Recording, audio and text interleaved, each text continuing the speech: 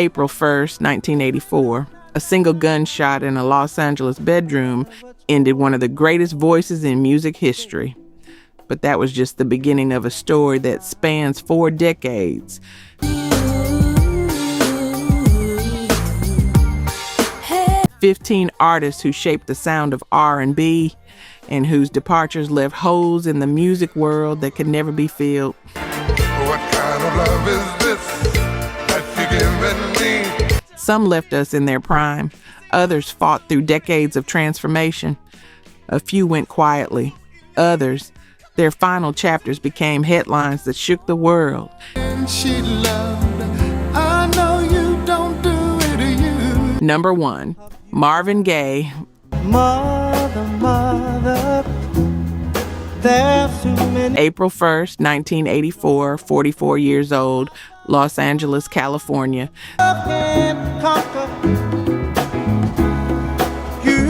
The man who gave you sexual healing never made it to 45. Here's what most people don't know. What's going on? What's going on? Hey. Marvin Gaye moved back in with his parents at 44. The guy who'd sold millions of records, who'd redefined soul music with What's Going On, was living in his childhood home on Gramercy Place. We've got to find a way to bring Depression, financial troubles, paranoia. On April 1st, 1984, the day before his birthday, an argument with his father escalated. Over what? Something trivial. Insurance documents, reportedly.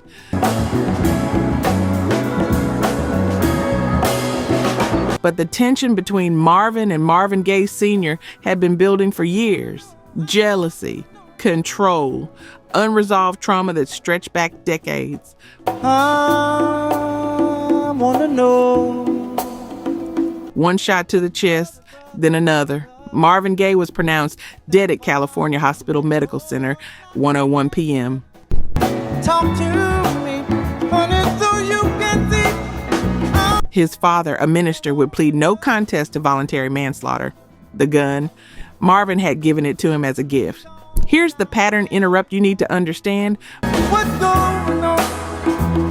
What's going on? Hey. Marvin Gaye Jr. had beaten his father the day before. Self-defense was the claim, but forensic evidence told a darker story. I'm loving here today, yeah. Marvin was unarmed when the second shot was fired. The man who sang about mercy, who questioned war and violence, died at the hands of his own father.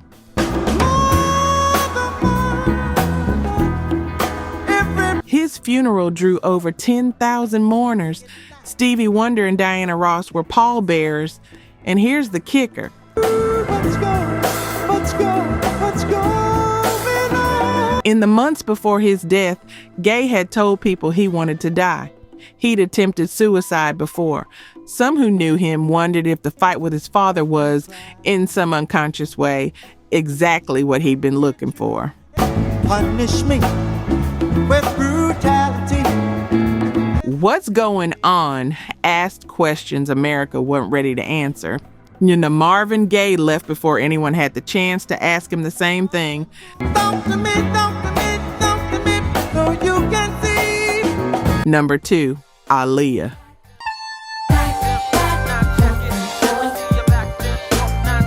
August 25th, 2001, 22 years old, Marsh Harbor, the Bahamas.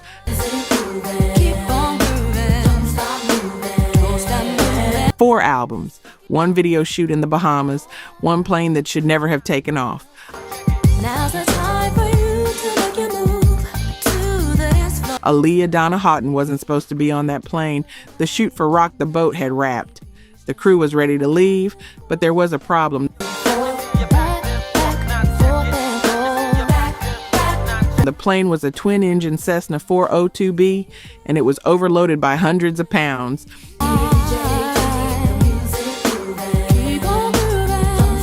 The pilot, Luis Morales III, wasn't even certified to fly that aircraft. Toxicology reports later revealed traces of cocaine and alcohol in his system.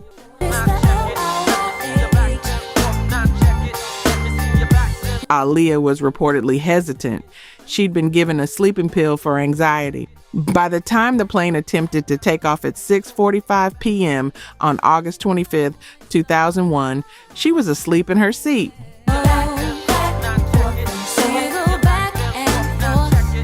The Cessna crashed just 200 feet from the end of the runway. Aaliyah and 8 others died on impact. She suffered severe burns and a blow to the head.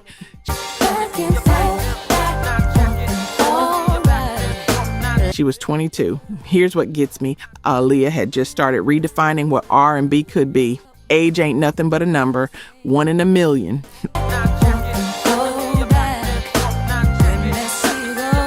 That smooth, futuristic sound that Timbaland created specifically around her voice. She was transitioning into acting Romeo Must Die, Queen of the Damned.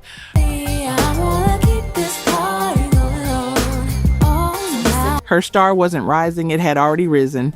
This was supposed to be the part where she stayed.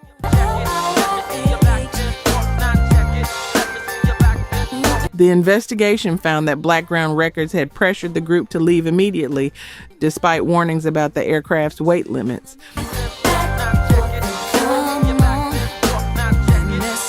The pilot falsified records to secure the flight. Aaliyah's death didn't just take an artist, it took the blueprint for an entire generation of R&B.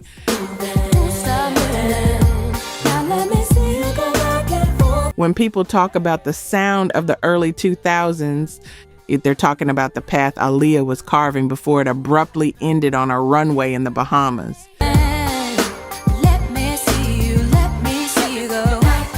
22. Just let that sit with you.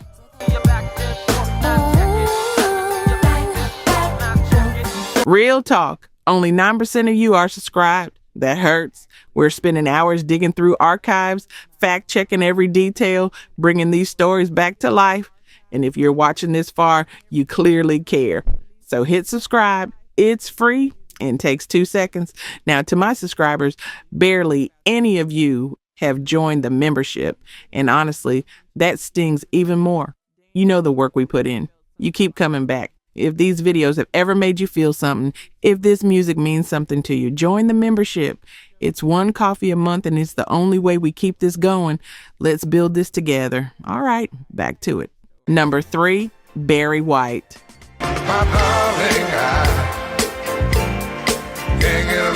July 4th, 2003.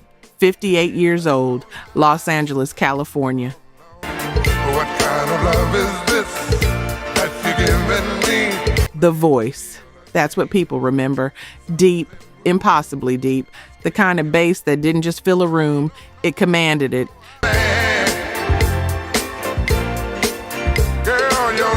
Barry White died of kidney failure on July 4th, 2003 at Cedars-Sinai Medical Center in Los Angeles.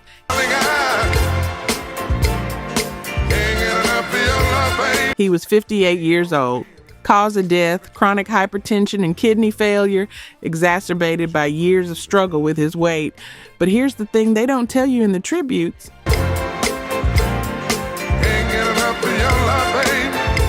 Barry White had been in declining health for years. By 2003, he was hospitalized multiple times.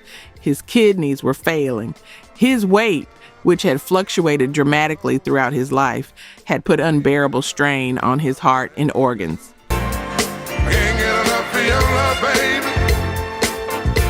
On July 4th, Independence Day, the man who gave the world Can't Get Enough of Your Love, Babe, and You're the First, the last, my everything, slipped away. No fireworks, no fanfare, just the quiet failure of a body that had carried that legendary voice for 58 years. It's like the more you give, the more I want. Here's the pattern most people miss. Barry White didn't just lose his voice at the end. He lost his presence. The towering figure who'd dominated stages, who'd orchestrated lush arrangements for the Love Unlimited Orchestra, spent his final years struggling to breathe, struggling to move.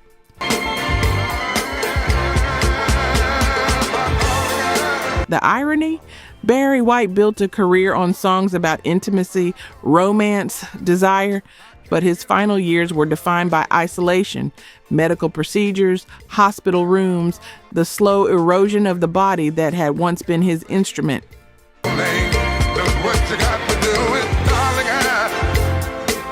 At his funeral, fans lined the streets of Los Angeles. Smokey Robinson delivered the eulogy. But what struck people most was the silence, the absence of that voice that had filled every space it entered.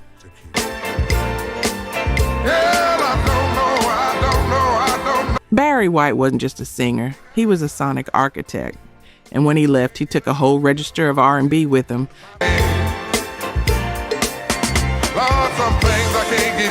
Number 4, Rick James. When I came home last night. August 6th, 2004, 56 years old, Los Angeles, California.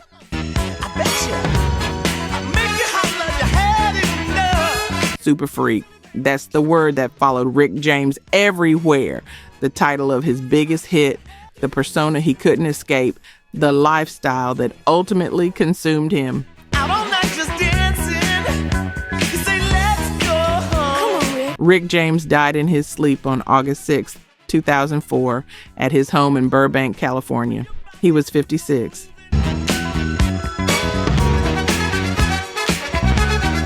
The coroner's report listed the cause of death as a heart attack, with contributing factors: pulmonary and cardiac disease, stroke, diabetes, and this is the part that surprised no one, the effects of methamphetamine, cocaine, and other drugs found in his system.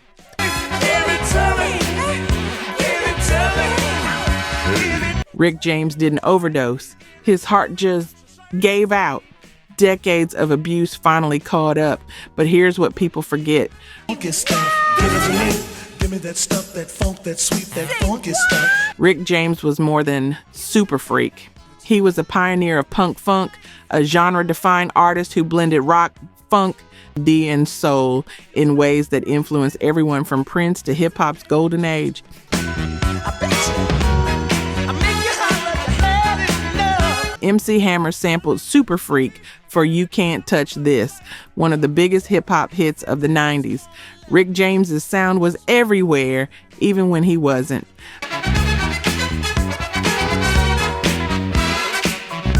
By 2004, though, James was a shell of the artist who dominated the early 80s. Legal troubles, drug addiction, a 1991 assault conviction that sent him to prison. To me, give it to me, give it to me, give me a stuff, that sweet, funky. His comeback attempts never stuck. The industry had moved on. His final years were spent trying to rebuild, new music, interviews, tentative steps back into the spotlight. But the damage was done. Give it to me, give me that stuff, that funk, that sweet, that funk. The body, ravaged by decades of excess, couldn't sustain him. Till I squeeze you.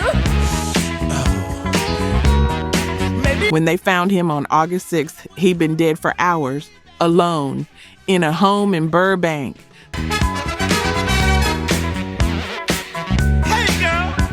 The man who'd once thrown legendary parties, who'd lived louder than anyone, died in silence. Sweet, funky stuff. Rick James's funeral was attended by Stevie Wonder, Smokey Robinson, and MC Hammer, who later admitted he owed his entire career to that Super Freak sample. Give me that stuff, that funk, that sweet, that funky stuff. Give it to me, give it. The pattern? Rick James lived the myth, and the myth killed him. When I came home last night. Number 5, Luther Vandross. Back when I was a child.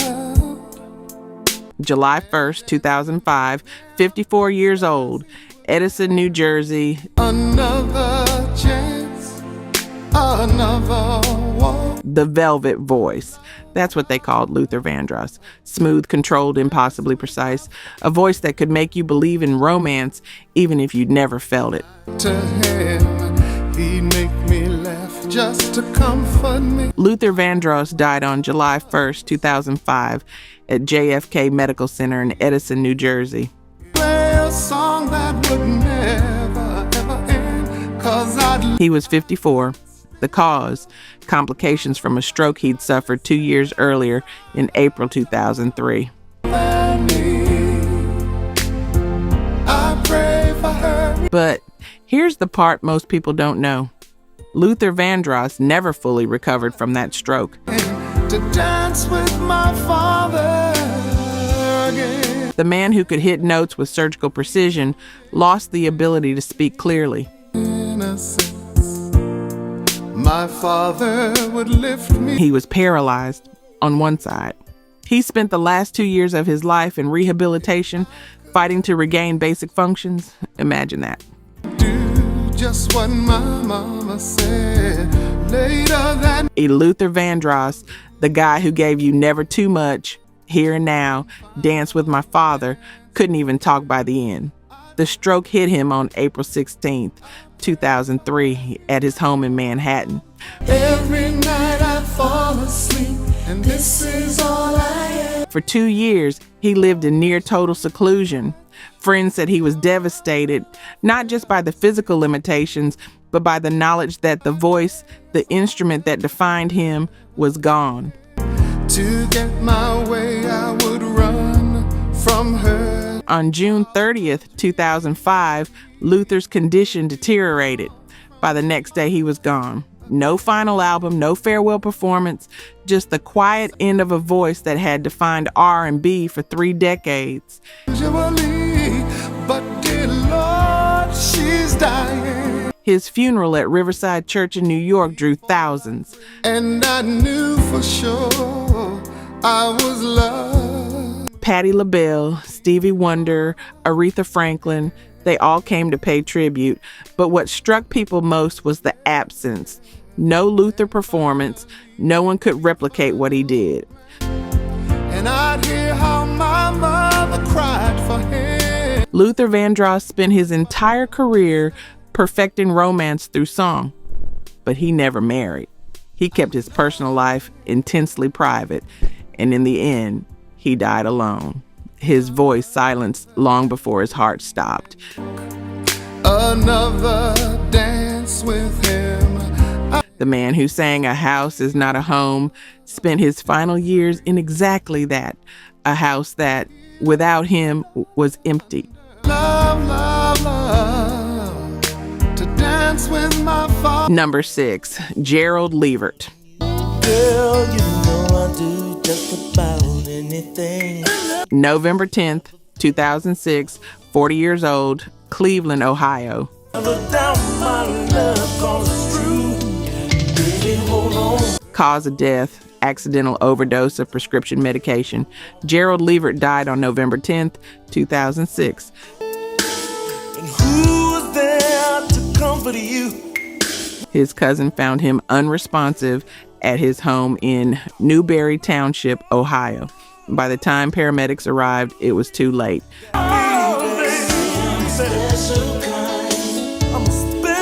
The toxicology report revealed a lethal combination of Vicodin, Xanax, and other prescription drugs. Accidental, that's what they called it. But here's what no one wants to say.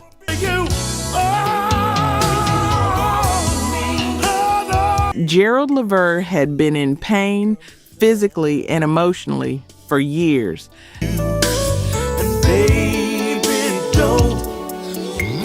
The pain meds weren't recreational. They were necessity. Back injuries, performance wear and tear. The kind of chronic pain that drives people to take more than they should, more than their bodies can handle.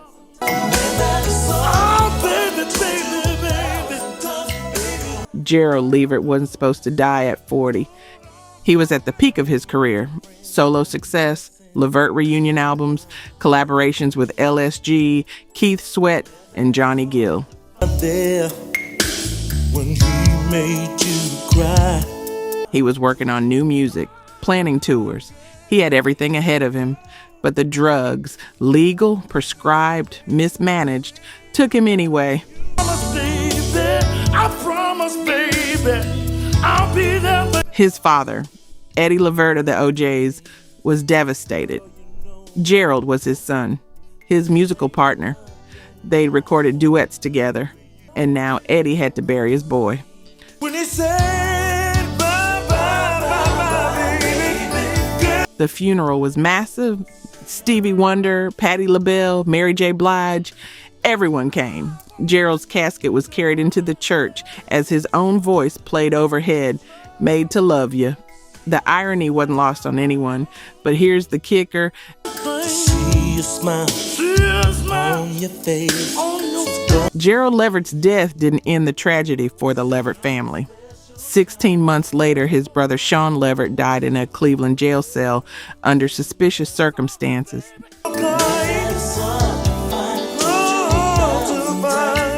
Two sons, both gone within 2 years. The pattern? Gerald Levert sang about love, heartbreak, devotion, but the pain he carried, physical, emotional, was too much. And on November 10th, 2006, it finally consumed him. 40, just 40.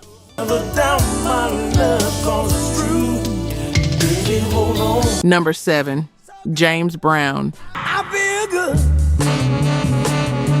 I knew that I wouldn't. December 25th, 2006, 73 years old, Atlanta, Georgia.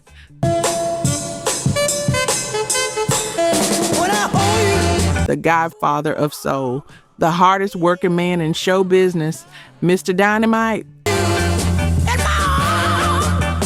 know that I can't do no wrong. James Brown died on Christmas Day 2006, and the circumstances surrounding his death remain murky to this day. I got you. Wow, I feel good. Official cause, congestive heart failure resulting from pneumonia. He died at Emory Crawford Long Hospital in Atlanta at 1:45 a.m. He was 73 years old, but here's where it gets complicated.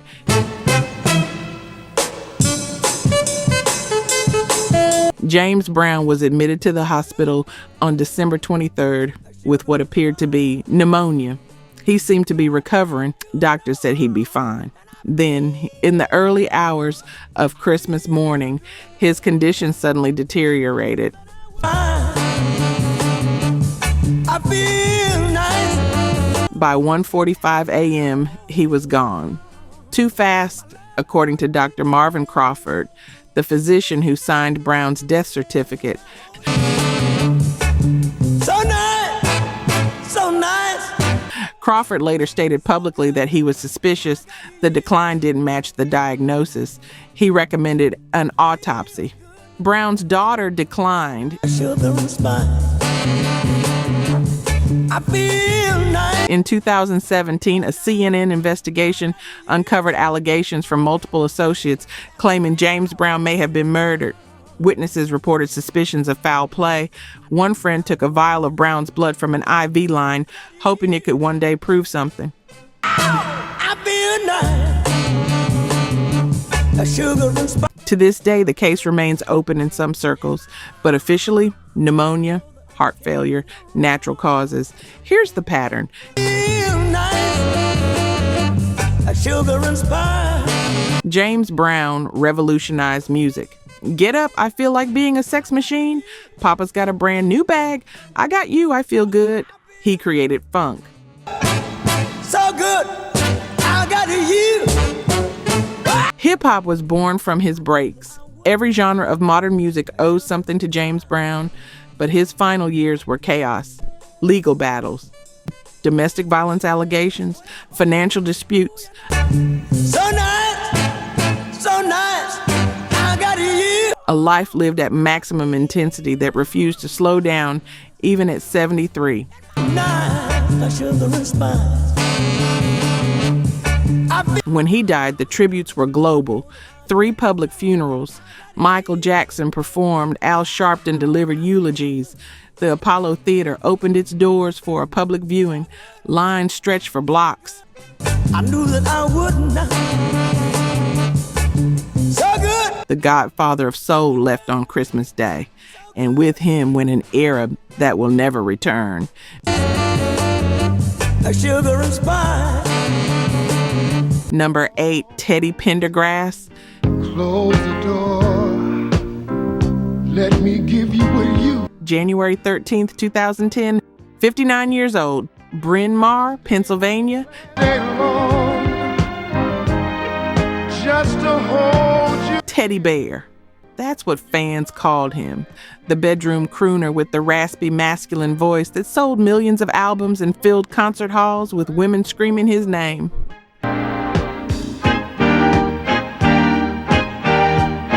Teddy Pendergrass died on January 13th, 2010 at Bryn Mawr Hospital in Pennsylvania.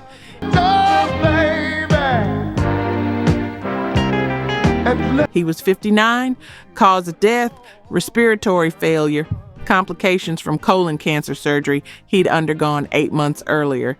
But here's the story most people know.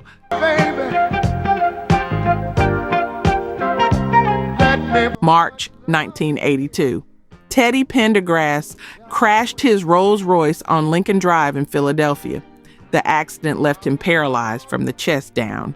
He was 31 years old at the absolute peak of his career.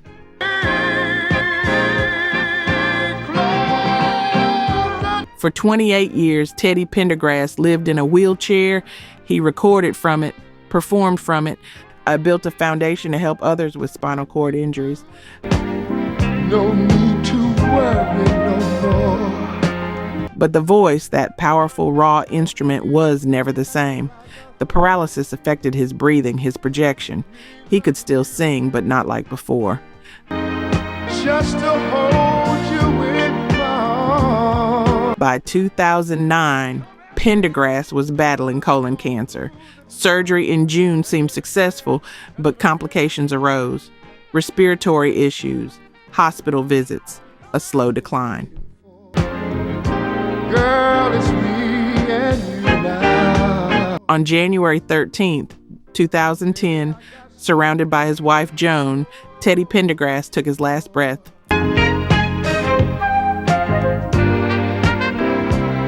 Teddy Pendergrass defined sensuality in R&B. Turn Off the Lights, Close the Door, Love TKO, songs that were unapologetically about intimacy, desire, passion. Close the door. He was the guy women fantasized about, the ultimate sex symbol, then the crash, paralysis, and for the next 3 decades, the man who sang about physical love lived in a body that couldn't move. I've waited all day long. At his funeral, Patti LaBelle sang. His voice echoed through the speakers, but the silence after the absence was deafening. Close the door. Let me give you a you. Teddy Pendergrass wasn't just a singer, he was an era. And when he left, he took the blueprint for masculine R&B vulnerability with him. Day long. Just to hold you. Number 9, Teena Marie. Every time you come around, I feel my world starts turning. December 26th, 2010, 54 years old, Pasadena, California. Lady T, the Ivory Queen of Soul, a white woman with a voice so soulful that most people thought she was black.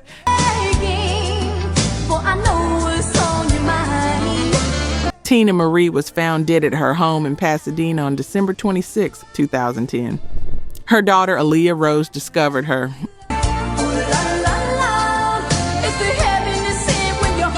She was 54 years old. Cause of death, natural causes. The autopsy revealed no signs of trauma, no drugs, no clear explanation, just natural causes.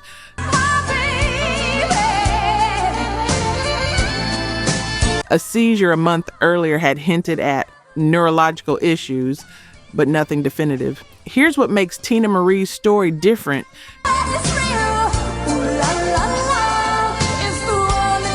She broke every rule, signed to Motown in 1979. At a time when the label rarely signed white artists, she became one of the most successful R&B singers of her generation.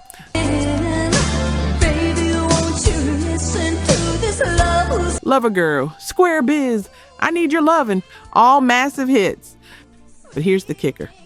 Motown didn't put her picture on her first album cover.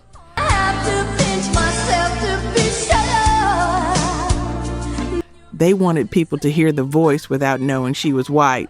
When she finally appeared on Soul Train in 1979, performing with Rick James, it shocked audiences. Wait, that's Teena Marie.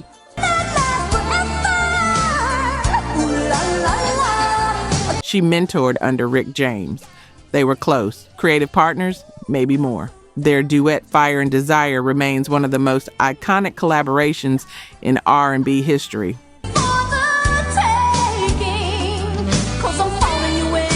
When Rick died in 2004, Teena was devastated.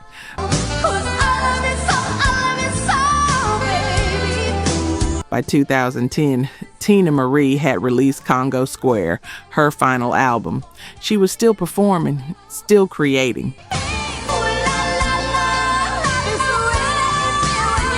On Christmas Day, the day before her death, she posted messages to fans on social media, thanking them for their support. The next morning, her daughter found her in bed, gone.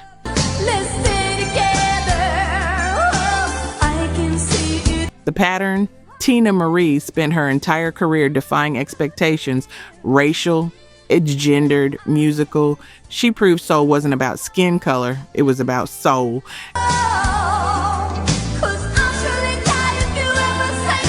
At her memorial service, Stevie Wonder, Denise Williams, and LaBelle performed, but the real tribute was in the silence, the recognition that there will never be another Teena Marie.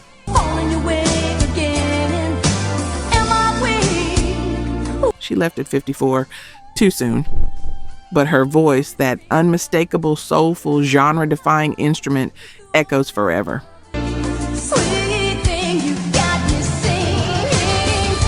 Number 10, Etta James. When I saw you in that January 20th, 2012, 73 years old, Riverside, California. At Last. That's the song everyone remembers. Etta James's signature, the wedding staple, the timeless classic. And another thing is I just don't. Etta James died on January 20th, 2012 at Riverside Community Hospital in California. She was 73. Cause of death, complications from leukemia.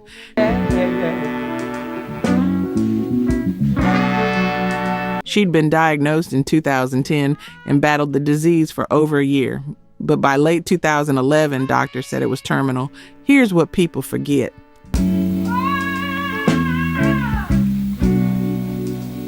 Etta James's life was chaos. Born to a 14-year-old mother raised by foster families, discovered at 15, addicted to heroin by her 20s. Was thinking about your sweet kiss. Her career was a roller coaster, massive highs, devastating lows, rehab stints, comebacks. But through it all, the voice remained. Raw, powerful, emotionally devastating. I would rather be a blind girl, babe. Etta James didn't just sing a song. She inhabited it. Wording you could hear the pain, the triumph, the unfiltered humanity. About your sweet kiss. By 2011, Etta was suffering from dementia, kidney failure, and leukemia. Listen, I'm gonna tell y'all one more time. Her final public appearance was in 2011. She was frail, barely recognizable. The woman who'd belted out "Tell Mama" and "I'd Rather Go Blind" could barely speak. Away from me, baby. On January 20th, 2012, surrounded by her husband, Artis Mills, and her sons, Etta James slipped away. I'll be a blind girl. Her funeral was attended by Stevie Wonder and Christina Aguilera, who performed At Last. But here's the thing. No one could replicate Etta's version. Beyoncé played her in Cadillac Records and sang At Last at President Obama's inauguration. Girl talking, babe. Etta famously said, "That woman is going to get her ass whipped." Half joking, half serious. Because Etta James owned that song, and when she left, she took it with her. I was just sitting here thinking, yeah. Etta James survived everything: addiction, poverty, industry exploitation, personal demons, but leukemia, kidney failure, dementia, those she couldn't beat. At 73, the woman who'd sung about enduring love finally found rest. And your Number 11, Donna Summer.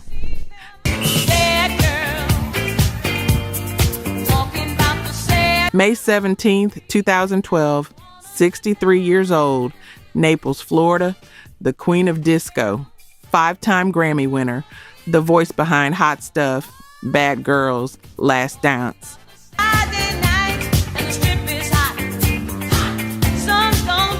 Donna Summer died on May 17th, 2012, at her home in Naples, Florida. She was 63. Cause of death, lung cancer. Here's the detail that shocked everyone.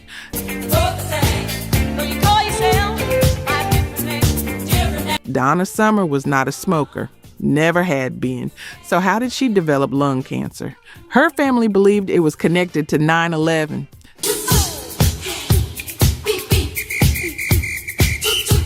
Donna lived in an apartment in downtown Manhattan when the Twin Towers fell. The toxic dust, the contaminants that filled the air for months, she believed that's what caused it.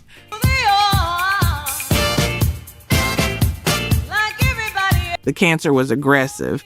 By the time it was diagnosed, it had progressed.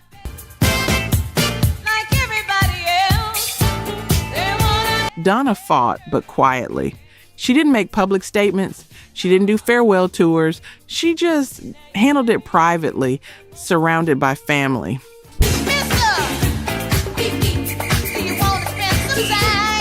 On May 17, 2012, in her home in Naples, Donna Summer took her last breath. Her husband, Bruce Sudano, and their daughters were by her side.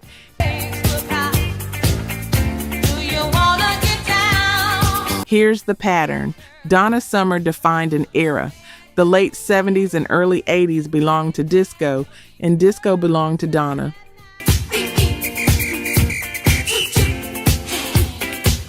Her voice, powerful, dynamic, genre-crossing, made her one of the best-selling artists of all time.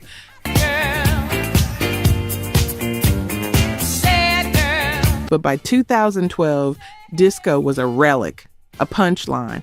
Donna had transitioned into other genres, pop, rock, dance, but the label Disco Queen followed her everywhere.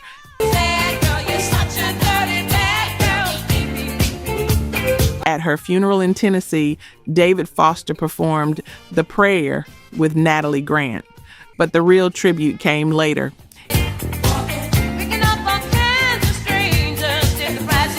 In 2013, Donna Summer was inducted into the Rock and Roll Hall of Fame posthumously.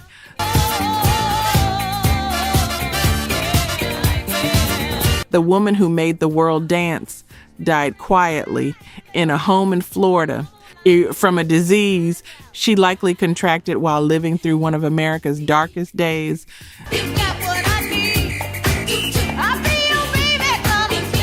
63, the queen of disco, gone.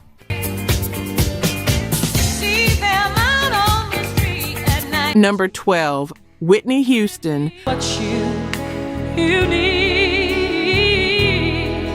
February 11, 2012, 48 years old, Beverly Hills, California.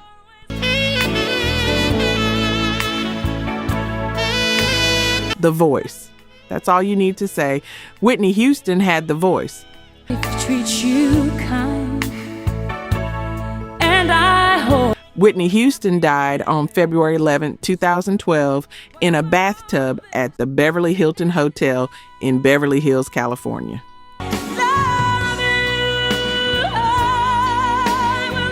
She was 48. Cause of death, accidental drowning.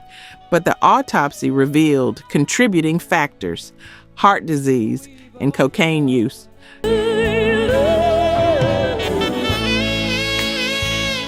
Cocaine was found in her system. The combination, stimulant use, heart disease, hot bath water, likely triggered a cardiac event that caused her to lose consciousness and drown.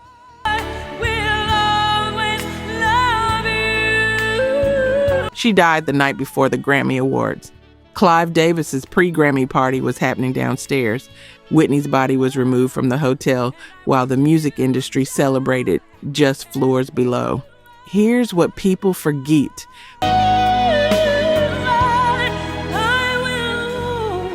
Whitney Houston's decline was public, painful, wide and prolonged. The woman who gave you I Will Always Love You, Greatest Love of All, and I Want to Dance with Somebody, spent the final decade of her life battling addiction, struggling through a toxic marriage to Bobby Brown, and watching her voice, the thing that defined her, deteriorate.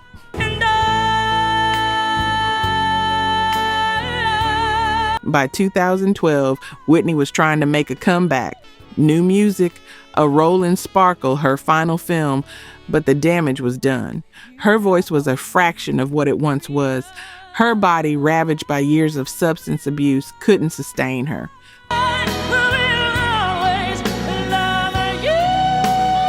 On February 11th, 2012, in a bathtub at the Beverly Hilton, Whitney Houston drowned alone.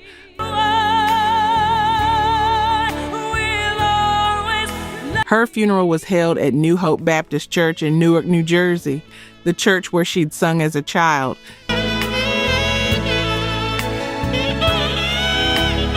Stevie Wonder, Alicia Keys, and CeCe Winans performed. Kevin Costner delivered a eulogy, recalling their time filming The Bodyguard, but the real tribute was in the silence, the absence of that voice.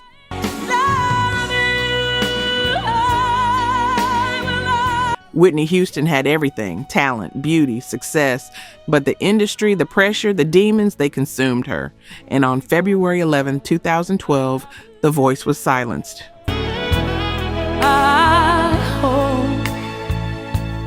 48, just 48.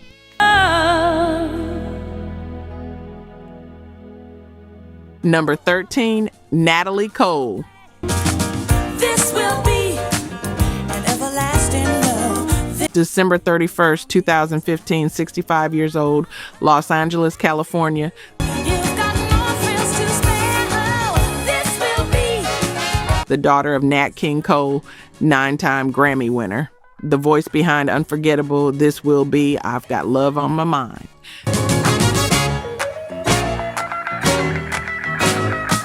Natalie Cole died on New Year's Eve, December 31st, 2015, at Cedars-Sinai Medical Center in Los Angeles. More joy than I ever dreamed of, and no one can take. She was 65. Cause of death: congestive heart failure brought on by idiopathic pulmonary arterial hypertension, a rare lung disease diagnosed after her kidney transplant in 2009. But here's the backstory.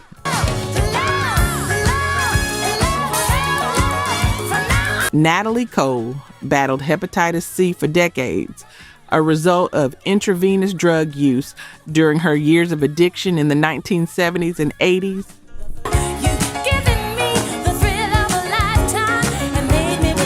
The Hep C destroyed her liver, led to kidney failure, and required a transplant in 2009.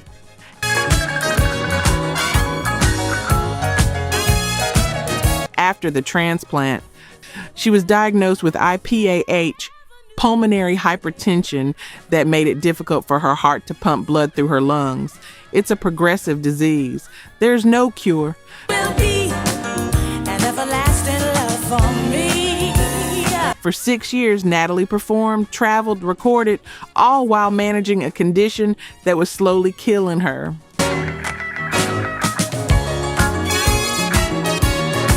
On December 31st, 2015, her heart finally gave out. Yes, sorry, eternally. Natalie Cole spent her entire career living in the shadow of her father. Nat King Cole died when she was 15. This will be the one I've waited for. This will be. For the rest of her life, she carried his legacy, sometimes embracing it and unforgettable with love. her duet album with his recordings, sometimes resenting it.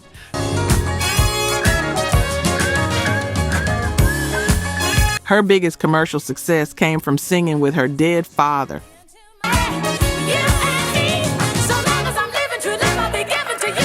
Think about that. Technology allowed her to duet with Nat King Cole on Unforgettable, a song he'd recorded decades before her birth.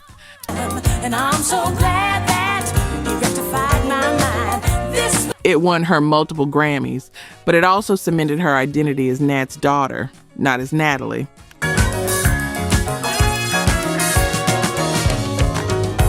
At her funeral, Stevie Wonder, Chaka Khan, and Gladys Knight paid tribute.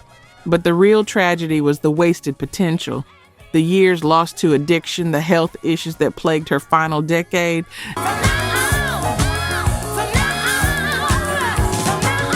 Natalie Cole died on New Year's Eve. While the world celebrated the arrival of 2016, her family mourned the woman who could never quite step out of her father's shadow. 65. Gone.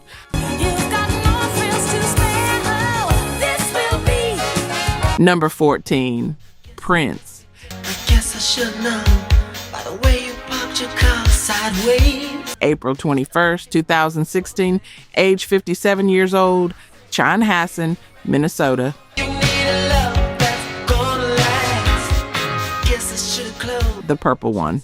The artist. The revolution.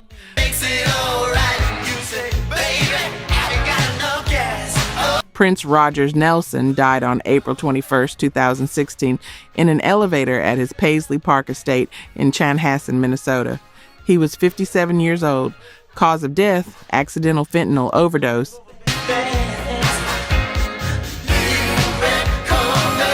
The toxicology report revealed exceedingly high levels of fentanyl in his system, a synthetic opioid 50 times stronger than heroin. But here's the kicker. He believes in making out once, love him and leave him fast. Prince didn't know he was taking fentanyl. He thought he was taking Vicodin for chronic pain. Enough class, but it was Saturday night. I guess that The pills were counterfeit, pressed to look exactly like legitimate painkillers, but laced with fentanyl.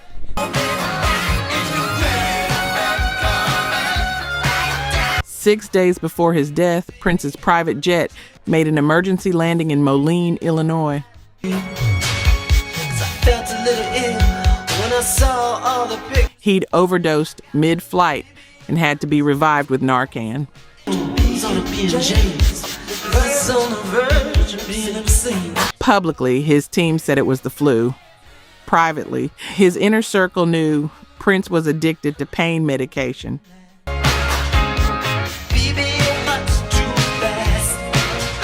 On April 20th, 2016, an addiction specialist's son flew to Minnesota to help Prince get treatment.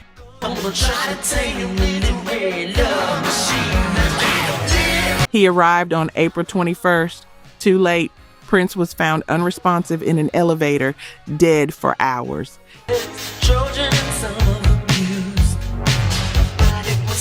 Prince was in pain. Chronic, debilitating pain from decades of performing in heels, doing splits, pushing his body to its limits.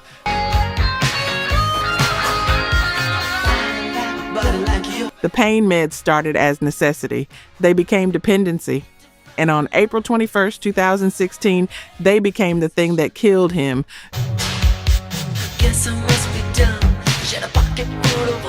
No criminal charges were filed. Investigators couldn't determine who supplied the counterfeit pills. The case remains unsolved.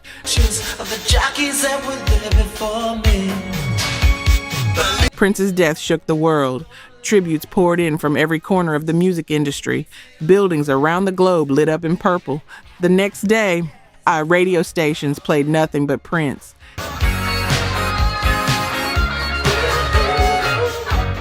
At his memorial, Stevie Wonder and Chaka Khan performed, but the real tribute was in the silence, the recognition that there would never be another Prince.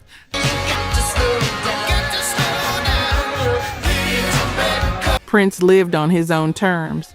He controlled his music, his image, his legacy, but the one thing he couldn't control, the pain, the pills, the fentanyl, took him anyway.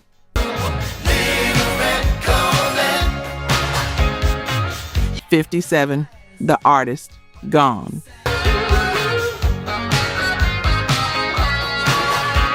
Number 15, Aretha Franklin. What you want, baby, I got. August 16th, 2018, age 76 years old, Detroit, Michigan, the Queen of Soul, 18 Grammys. Respect. Think. Natural woman. Oh, just a little, yeah. Just a little bit. Aretha Franklin died on August 16th, 2018 at her home in Detroit, Michigan. She was 76. Cause of death: pancreatic neuroendocrine cancer, a rare form of pancreatic cancer that she'd been battling privately for years.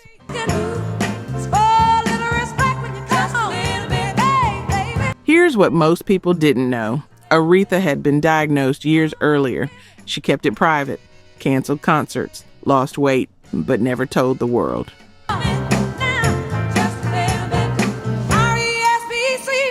By August 2018, she was in hospice care.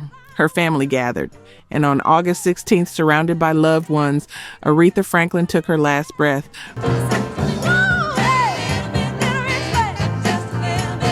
Her funeral was a 4-day event, a public viewing at the Charles H. Wright Museum, a service at Greater Grace Temple that drew thousands. Stevie Wonder, Ariana Grande, and Faith Hill, Fantasia, Jennifer Hudson, they all performed. Bill Clinton, Jesse Jackson, Smokey Robinson, they all spoke. But here's the pattern.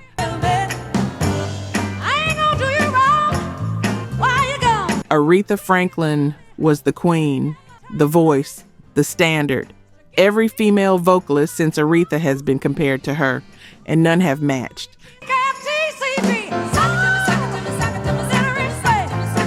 She grew up singing gospel in her father's church. By 18, she was signed to Columbia Records. By the late 60s, working with Atlantic and producer Jerry Wexler, she became a cultural force. Respect became an anthem for civil rights, for feminism, for empowerment.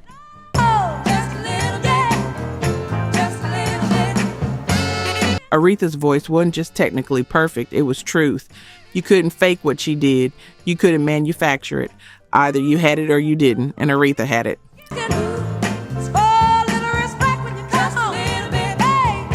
By 2018, pancreatic cancer had ravaged her body.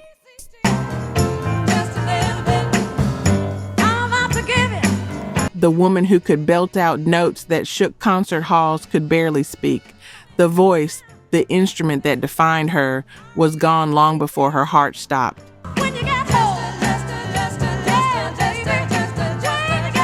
When Aretha Franklin died, she took an era with her, the era of vocalists, of soul, of music that prioritized raw emotion over production. 76, the queen, gone.